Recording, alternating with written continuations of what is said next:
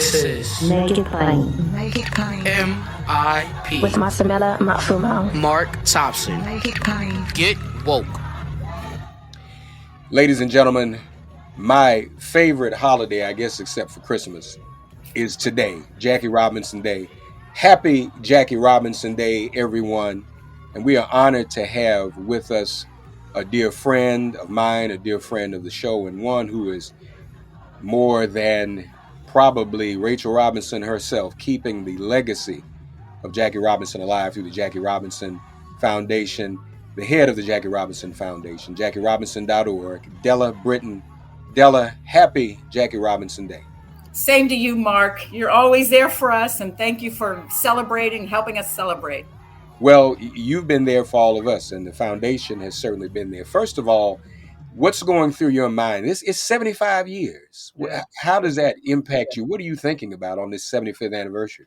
Well, it's a big year generally, Mark. It's not only the 75th anniversary of Jackie's barrier-breaking entry into baseball, but it's also the year that Rachel Robinson, our founder and beacon still today, will celebrate her 100th birthday on July 19th. And then, of course, this year essentially culminates for us in the opening of the Jackie Robinson Museum, which will happen a week after Rachel's birthday, a little more than a week, on July 26th. So we are focused on, I should add to that mix that literally we are working to finish the museum, which is, just about the last stages of construction, and then exhibit assembly. And so it really is a transformational year for the foundation. We will celebrate the 50th anniversary of the foundation. Wow. Next year, 2023. Rachel started the foundation in 1973, less than a year after Jackie died. So it's, this is all a very, very big moment in the history of the foundation and what Rachel calls the living legacy of the foundation, which is the living legacy of Jackie, which is the foundation. So that's amazing. 100 years young she is. How's she doing? She's wonderful. She is on a plane, literally, as I speak to you, to go to Los Angeles to celebrate Jackie Robinson Day with the Los Angeles Dodgers. I don't know how she does it. I worry a little bit about, her traveling, but the Dodgers always treat her wonderfully. And she's with her son, David. So David's in from Tanzania, where he lives. And she will also meet up with her, David's oldest child, who lives in Los Angeles, Io Robinson, who's terrific. So I'm sure they'll have a great time. We'll hold it down here in New York City with the Mets, the Yankees. Everybody's celebrating. So the Mets actually have a home game that afternoon. So some of our team will be out at the Mets, and she's doing amazingly well. She's lucid. She's excited. She understands the import of the day. I hope they don't wear her out, because we need her to come back and cut that ribbon in July. So I said, don't wear out her public persona today. If you would, give everyone, Della, a little tease about the museum. What are we going to see in this new museum? Yeah, what I'm excited about it, there has been a lot written about Jackie Robinson. There are more books coming out this year. Everybody's taking advantage of this sort of, milestone of his legacy. But what I'm most excited about, in addition to our 4,500 incredible, precious artifacts and portraying his athletic prowess, we have a very exciting sort of lineup of programming that will speak to all of the facets of Jackie's life. What we want the museum to do is tell the whole story. Many people, certainly all baseball fans, know about his baseball and courage on the baseball field. They know about him as an athlete, the only athlete to letter in 4 sports at UCLA: baseball, basketball, football, and track and field. But few know just how prolific Jackie was in the mainstream, that he was every waking moment pretty much devoted to creating opportunities, advocating for opportunities for the marginalized community that we are a part of in this country. So everything from his civil rights work, which, some people know a little bit about that, but it is much deeper, I think, than is commonly known. From the time even when he was playing baseball, he was a staunch advocate of leveling the playing field, not just, the playing field in sports, but in life. And so he had a radio program, as early as, what was that, WMCA, 1948. So he was his second year playing baseball. He had a radio program on which he constantly talked about, we need to come together as a country. I mean, he got more and more targeted in his criticisms of, our institutionalized system of racism. But, he very much was proactive in everything he did. So we want to portray his economic empowerment, not just his stance and his advocacy, but the fact that he put together a group to co-found, Freedom National Bank, that he had a store in Harlem. He felt strongly that Black folks should be able to shop with dignity. And he had a housing construction project. He had housing development projects. He also was very active civically. He was active in politics. In addition to sort of, civil rights, he was mainstream involved. You have to vote. The Democrats shouldn't own us. The Republicans shouldn't own Black folks. He also chaired the NAACP's $1 Million campaign, the first one they had. I mean, all this, Mark, but I could go on and on about, we want Jackie and all of his glory so people really understand why he is the figure he is. It wasn't, when we get questions and they're all legitimate questions about, why wasn't this one honored? Why wasn't that player who came right after Jackie honored? Why? And they all should be. But the reason the museum will make it clear why Jackie is honored and has the status that he has, which is all of the other incredible work he did on behalf of, equal opportunity, economic empowerment, political power. And it was that he was a true humanitarian. I mean, he worked for his people, but he understood there wasn't an autograph he didn't sign. There wasn't a letter he didn't answer. So this was a special guy. And even some of the players who were early in breaking into baseball and other sports, people don't realize a lot of them didn't last too long. I mean, it was a tough hoe. It was not, they had to stay in, people's houses on the road. They didn't get to stay in the hotels with the other players.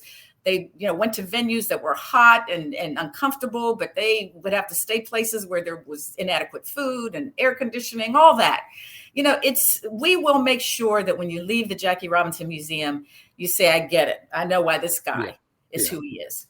And it'll be, from what I've seen, it'll be an interactive experience too, won't it? Oh, absolutely. No, new technology. One of the exciting installments of the museum, which we're starting to put together, is this sort of testimonial wall where we will have 42 screens, and there will be US4Ts. This is what it's going to be fun. And we will have celebrities, non-celebrities, people who have something to say about Jackie, who have a testimony about Jackie. Will get their, sort of 1.5 minute, 2 minute soundbite. And it will be online. It will be live at the museum. And then we have some other exciting sort of state-of-the-art, big, huge scoreboard that will be in the moment where questions will be asked, everything from, was Colin Kaepernick right? To asking questions about what is the role of an athlete in today's society, juxtaposing a Michael Jordan who, chose not to be as active politically, but who people need to know did a whole lot. He made money, and he continues to be one of the most generous athletes, philanthropy wise. So, you juxtapose a Michael Jordan against the stuff that, LeBron James and Maverick Carter are doing, which is, owning their brand. Right. So we will cover those issues. And there's a big, there's a component where you can literally stand at one of the columns, answer a question, and then in real time, you will get the responses from other people in the museum and online and what their view was of a particular question. So lots of fun stuff like that. No, that's great. And we look forward to that. More MIP right after this. As you're talking, it occurs to me, Della, that he was ubiquitous. He covered a lot of areas because he was so tireless. And I can't think of an activist more involved than he was in the 20th century, other than the likes of Du Bois and Booker T. Washington and Dr. King even. ESPN has, for those who haven't seen it, even has a new very short film documentary out. A brother's done the research, And Del, I presume you may have already known this, but Oh yeah, we were working with them. Yeah. yeah, Jackie Robinson, Harry Belafonte, and Sidney Poitier, God rest his soul, were involved in the students that were Africa. able to come here from Africa to go to college and learn and get degrees. And one of the young men that was sponsored was Barack Obama Sr. And it just goes to show you how long Jackie's arms were. He even has some responsibility for the father of the first black president coming to the United States and being introduced to education here. So he touched. There's if we did a Venn diagram, Jackie Robinson would overlap a whole lot of our history. Yeah. Yeah. I thank you for saying, I mean, you said it best. I can't really add to that. That's what the museum will portray. And thank you for that fun story, because it's one of my favorites. Yeah, it was Harry Belafonte, Sidney Poitier, Jackie Robinson got together and started a scholarship program to bring African students over to go to college here. And the first group that came from Kenya included Barack Obama Sr. Yeah. I mean, that's heavy stuff. That's when you draw that circle, as you say, back then. Right. Deep. Now, the other important thing about the foundation, folks, and what is really, I guess what is most sacred about the foundation, and I know is most sacred to Rachel Robinson, is educational opportunities for young people who might not otherwise have them. Yeah. And that's what the foundation does in Jackie Robinson's name. And you all are going as strong as ever. Yeah, we're coming upon our 50th anniversary next year of the Jackie Robinson Foundation Scholarship Program, which at any given time has 242 scholars. Obviously, thank you for your on-site advertisement of why it's 242. Who we now have a graduate component, so that number will come up higher. For those of you who do research in Google, you may see a number, 275, but what that's the remaining number are those who we are supporting in graduate school. We call it our extra innings program. Right. We started last year to success we didn't expect, frankly, an online platform called JRF Impact. And JRF Impact is essentially sharing our 42 strategies for college success curriculum with the broader population of Black students across the country. So we expected about 1,500 to sign up. That was really started with those who apply to the program. We get about 4,000 applications a year, and we're only choosing between 60 and 70 students from that group. So it's a very competitive scholarship. But what we did when we talked about how do we scale the program further, rather than adding additional core scholars, we wanted a broader reach. And so we started this program where we put that curriculum online. And the first year we thought we'd get 1,500. We got 4,300 students matriculating from every single state in the country, including the Virgin Islands and Washington, D.C., of course. But we didn't expect that many to sign on, and that program's growing exponentially. This next year, with the next class that will come in online, we expect that to at least double. So the idea is to take those strategies for success. Don't get me wrong, 85% of what we talk to college students about applies to every college student. And these are my numbers, 85, 90% is every college student needs to know. Go see your go to office hours with your professor, read, do as much of the reading as you can. How do you strategize to read a politics course that has 5,000 pages, which nobody can possibly read? How do you get through that material, et cetera? Those are all, get to know your campus. But then, another 15 to 10% of our curriculum for African-American college students, it focuses on those things that are unique to our particular community. And what are those? Those are things like the data shows that Black students do not go to the extra credit sessions as much as others. We find that in the employment sector too. They don't ask questions early enough. And we all know why. I remember being a young law student and not wanting to raise my hand in law because I didn't want to be the dumb Black kid who didn't know the answer, Right. And but we say to them, it's important for you to be known. It's important for your professor to know you. So when you do run into issues, they say, oh, that's a good kid, he showed up to my, office hour sessions, those kinds of things which we know are sort of peculiar to our community because of history, because of, the marginalization, the lack of exposure. We talk about how to find resources. One of my favorites is the amount of the high attrition rate for all students in a pre-med track. You can imagine it's even higher, not quite double, but substantially higher with Black pre-med students who drop out after usually that organic chemistry semester that that all kids struggle with in pre-med curricula. But, what we learned, in our program through the years is that medical schools don't care where you take organic chemistry or some of those difficult, microbiology courses, because they're pretty. If you can afford to go to summer school and take organic chemistry by itself and focus on that, as opposed to taking it with 4 other challenging courses that you're taking, because these kids are doing 5 courses a semester these days, you stand a better chance of doing well in that course. And so we created a fund for our pre-med scholars who, so they can take organic chemistry in the summer, whatever the 15,000, whatever it costs to take that course. And it doesn't matter where you take it. You can take it at a community college because, again, medical school curricula are pretty standardized. Law school, they want to know you took Politics 302 at, Fordham and not at some unknown online, college. But pre-med, so with that, armed with that information, we saw a drastic decline in the number of our pre-med Black, college students who dropped out because they were able to sort of focus on those tough courses. Anyway, the point is, we are sort of all services, and with the expansion to JRF Impact, we're seeing, meeting them on their own front, meeting them online. So yeah, that's the history of the foundation, which, we're very, very proud of. Well, congratulations. And just want to mention, folks, there are organizations that do a great job giving scholarships. And then there's the Jackie Robinson Foundation, because the fact of the matter is, Jackie Robinson Foundation provides full scholarships, does it not, for its students? Well, no, 30,000. If they're not full scholarships, but we meet the need. We now have you've been following us, I know, for years, Mark. As of last year, we now fill the gap.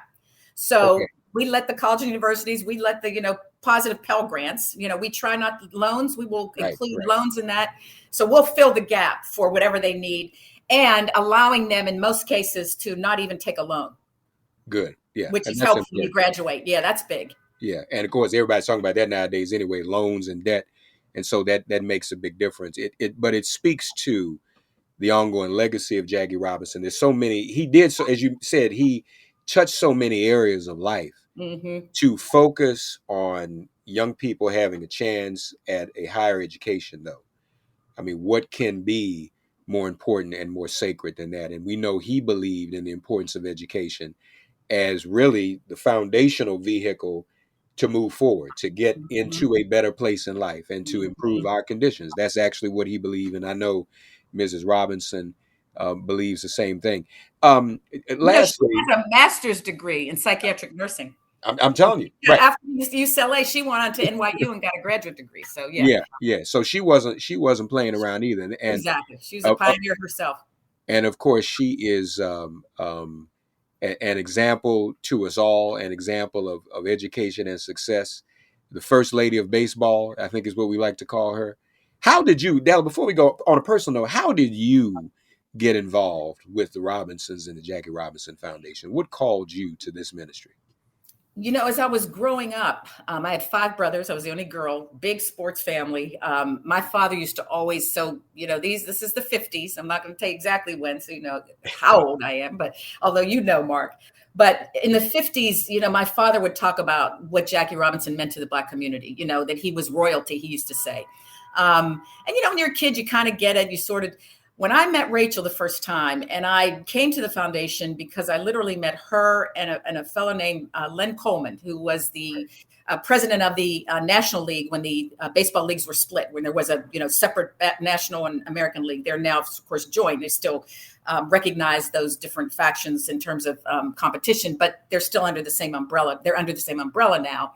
And Len, who's African American and who some of us thought may become the commissioner, but others sort of recognize the realities. But I met Len and Rachel at a fundraiser, and Len mentioned that they were looking for somebody to, take the foundation to the next level. And, and they may even mention the museum way back then in 2004.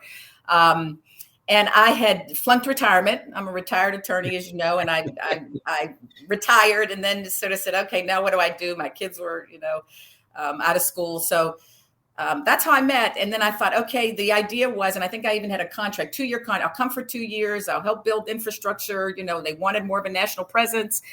And then this museum thing came on Rachel's screen, and she said, I really want to do this. And so here I am 18 years later. Yeah. And folks, as we go, hope everyone also appreciates the importance of the museum in the current context as people are debating what history should and shouldn't be taught. We need this museum. Yep. We're going to cover all that. Yeah. We know we need this museum, and our young people, and some of us who are old young people, would do well to learn. And so we look forward to July, the opening of the Jackie Robinson Museum. We want to thank the president and CEO of the Jackie Robinson Foundation. Folks, you can go to JackieRobinson.org and find out more about what they're doing. Hope everyone will take a minute today at least to celebrate the life of Jackie Robinson, and to give honor as well to Rachel Robinson for the work she continues to do. Go online, learn about the Jackie Robinson Foundation. Thank you, Mark. Love you. Thank you for all you do. Thank you for keeping it real. And I really do look forward to seeing you, maybe even later today. I hope so. I hope we will. Okay. Thank you, Della. Thanks for getting woke and listening to Make It Plain. As always, perform an act of kindness on behalf of an elder or young person. Write a letter to a sister or brother who just so happens to find her or himself incarcerated. Offer libations to the ancestors upon whose sturdy shoulders we all now stand. And above all, give thanks to the God of your understanding by whatever name you call her and him. All God asks of us is that we give each other love. Thanks for giving MIP love. And please remember to subscribe and give us a 5-star rating. If all hearts and minds are clear, it has been made plain. Hey, I'm Kat, mom of 3 and founder of Ritual, the company setting a new standard in the supplement industry. When I was pregnant with my first daughter, I remember staring at my prenatal vitamins and thinking, what's in this stuff? All I found were vitamins high in heavy metals, synthetic colorants, and lacking in the very essential nutrients we need. I believe women deserve to know what they are putting in their bodies and why. So at 4 months pregnant, I quit my job to reinvent the prenatal vitamin. We scoured the world for the best quality ingredients, backed by clinical studies and third-party tested for heavy metals and microbes. And this year, we were awarded the Purity Award from the Clean Label Project, the supplement safety certification that tests for 200 harmful chemicals and toxins. With Ritual, you'll know where your ingredients come from and why we use them. Join our family of skeptics with 40% off your first month when you visit ritual.com/podcast.